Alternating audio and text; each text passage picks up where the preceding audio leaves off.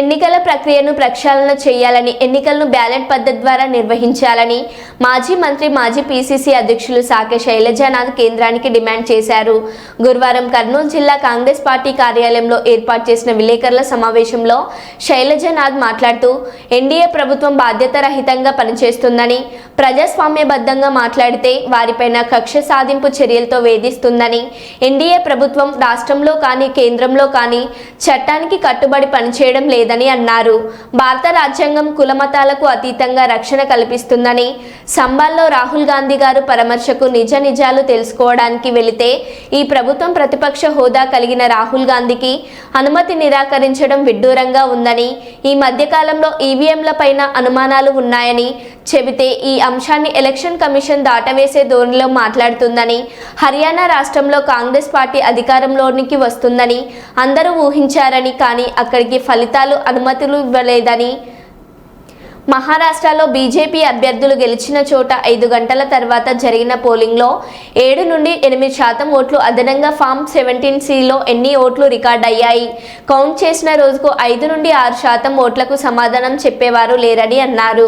అతని బెదిరించేందుకు కోసం police case పెట్టిన పరిస్థితి మహారాష్ట్రలో చూసాం.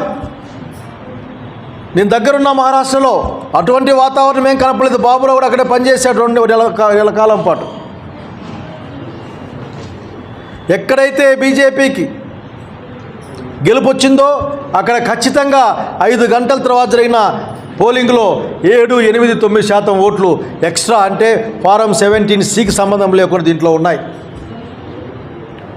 5 గంటలకు వచ్చిన దానికి 11 గంటలకు చెప్పిన దానికి మధ్యలో దాదాపు 8% తేడా ఉంది. సాధ్యమా ఇది? ఎవరైనా మాట్లాడగలరా? అద్భుతాలు కాదు, ఆశ్చర్యకరమైన అద్భుతాలు కనిపిస్తాయి మహారాష్ట్ర ఎన్నికలు చూస్తే. ఒక ఊర్లో మేము మొత్తం ఓట్లు కాంగ్రెస్ పార్టీ అభ్యర్థికి వేసామయ్యా, మా ఓట్లు ఎక్కడ పోయాయి అని చెప్తే సమాధానం చెప్పేవాళ్ళు లేరు. మేము దాన్ని నిరూపిస్తాం, ఒక మాక్ పోలింగ్ పెడతాం ఇక్కడ మేము, ఈ మాక్ పోలింగ్లో చూద్దాం ఎట్లా ఓట్లు వస్తాయంటే కర్ఫ్యూ పెట్టి దాన్ని అణచివేసిన పరిస్థితి.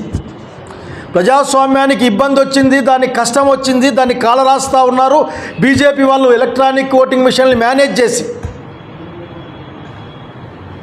తమ గెలుపుకి మార్గం వేసుకుంటున్నాయని అనుమానాలు ఎక్కువైతున్న ఈ కాలంలో అనుమానం తీర్చుకోవడానికి అవకాశం వచ్చిండేది. ఆఖరికి ఆ పోలింగ్ జరిపించి ఉంటే తెలిసిపోయేది వీళ్ళు చెప్పేది అబద్ధమా, వాళ్ళు చెప్పేది అబద్ధమా అని. ఇంకా ఆశ్చర్యకర అంశం ఇంకోటి కనిపిస్తుంది. ఇంకొక పోలింగ్ బూత్లో బహుశా 612, 613 ఎన్నో ఓట్లు ఉన్నాయి. ఇక్కడ 600 చిల్లర పోల్ అయిండేది 80% పైన పోల్ అయింది. ఉన్నదే 600 చిల్లర అయితే దాన్ని మరి కౌంటింగ్లో 1200 చిల్లర ఓట్లకి లెక్కేసారు. ఎక్కడ ఎట్లా సాధ్యం అది? పోనీ మ్యానిపులేషన్ ఈ 600 చేసినా పర్వాలే, ఎవరేం చేస్తారు, మమ్మల్ని ఎవరేం చేసుకోగలరనే ధైర్యంతో, లేక మేము ఏమైనా చేయగలమనే ఒక వాళ్ళకున్న నమ్మకంతో వాళ్ళ ఆఖరికి 600ని 1200గా మార్చి కౌంట్ చేస్తే సమాధానం చెప్పడానికి సిద్ధంగా లేదు.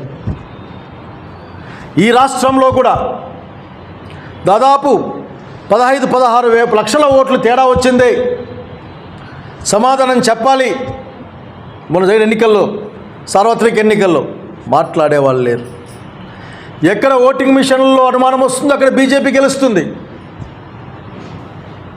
జార్ఖండ్లో 5 నుంచి 11 లోపల కేవలం 2%లోగానే ఓట్లు పెరిగాయి. మహారాష్ట్రకు వచ్చేతలకే 8% దాకా ఓట్లు పెరుగుతాయి.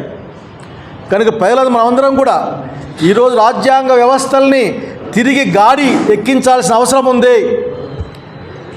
డాక్టర్ బిఆర్ అంబేద్కర్ మహాశయుడు ఇచ్చిన రాజ్యాంగం ద్వారా సంక్రమించిన అనేకమైన ప్రయోజనాలు, హక్కుల్ని కాపాడుకోవాల్సిన అవసరం ఉంది.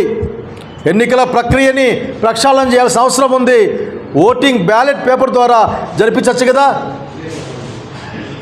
కనీసం ఒక 10% కాన్స్టిట్యున్సీల్లో అధికారం మీ దగ్గరే పెట్టుకోండి, కానీ 10% కాన్స్టిట్యున్సీల్లో తిరిగి ఎన్నికలు జరిపి, లేక 10% పోలింగ్ బూతుల్లో తిరిగి ఎన్నికలు జరిపి నిజమా అబద్ధమో చెప్పచ్చు కదా, అనుమానం తీరిపోతుంది. కనుక భారతదేశ ప్రజాస్వామ్యాన్ని, సార్వభౌమత్వాన్ని కాపాడుకోవాల్సిన కష్టం వచ్చింది ఈ రోజున మీ అందరికి గుర్తు చేస్తూ ఉన్నాను.